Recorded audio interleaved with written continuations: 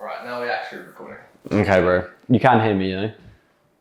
Yeah, Okay. I can. I'm just checking. Just checking. That's fine. Okay, cool. Alright, what's your name? My name's THEO Haylock. Your name is THEO Haylock. Is that all your name? Yeah.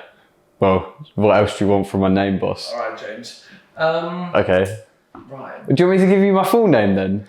Give me your full name. THEO James Haylock. Why does that matter?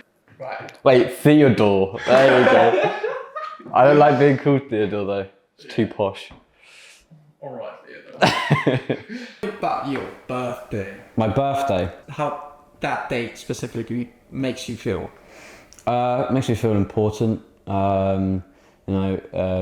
Definitely, what's the word? Reincarnated, I would say. Just some very spiritual and religious, to be fair. My birthday is on Christmas. Exactly Christmas, 25th of December, 2003. And some may say I am the second coming, God. I say that to myself, but you know, that's just who I am. That is just who I am. Christopher Day and your birthday, isn't it? Yeah, bro. Sorry, what?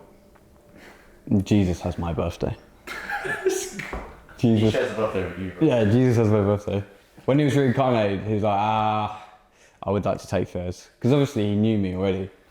Tell me about your epilepsy. What? My epilepsy? Yeah, It's what quite type of epilepsy? Oh, what type? Okay. They're vacant and generalized seizures. Basically, it's a BTEC version of the one you have the convulsive ones. Now, I'm pausing the video to point out that Theo is about to experience a seizure.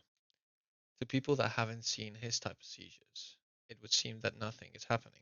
But if you pay attention, you can see his eyes divert and his eyebrow muscles relax. Those are the ones that you share. Fair enough. Oh. Right. When was the first time you noticed you had like a seizure?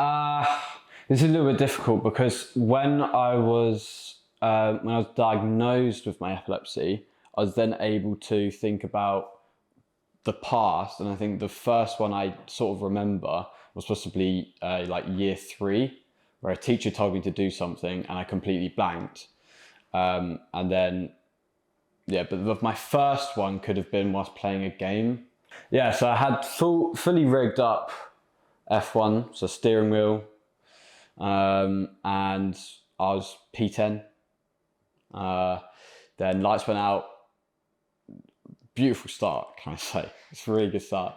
And then had a seizure, and I've taken 10 people out, or 9 people, and didn't take the first corner because I had a seizure. So I went straight into the wall. And by then, I still wasn't actually diagnosed with epilepsy. But I told my parents and they said I was being dramatic.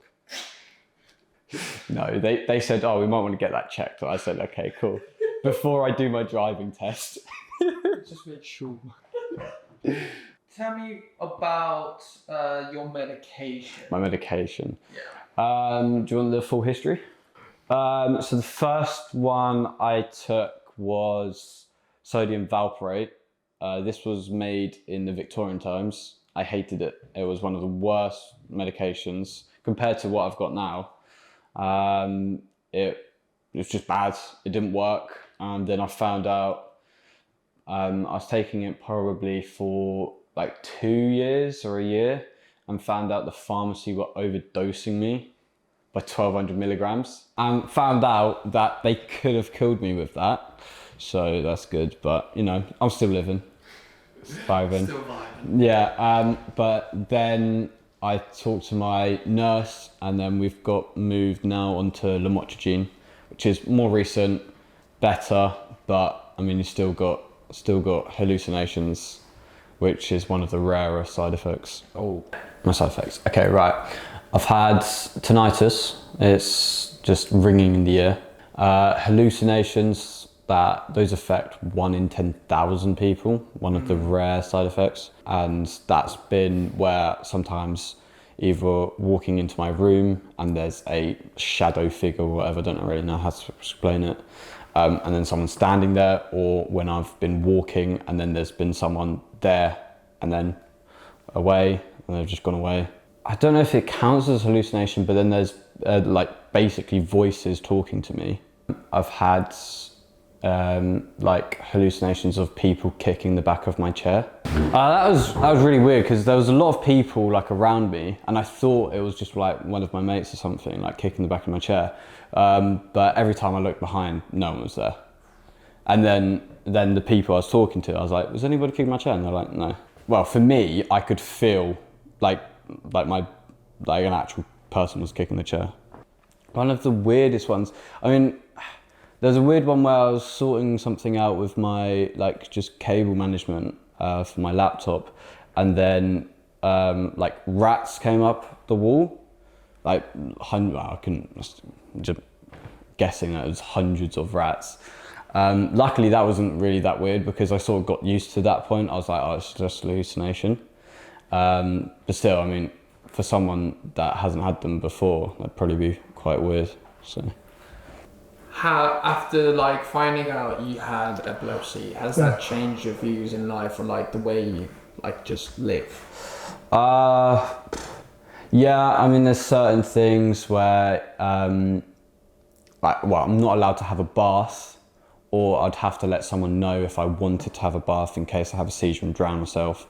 For me, I'm sort of just like, don't want to stress anyone about it because, you know, for me it's not that bad because people have got it worse. Yeah. So, yeah, I don't think it hasn't changed me that much. I mean, there's certain stuff that I don't do now, or that I'm going to have to wait for the future. For example, driving. I don't think I'm allowed on the roads. Unlucky for you, you're not going to be a Formula 1 driver. I can still be. Trust. Not with Paris's.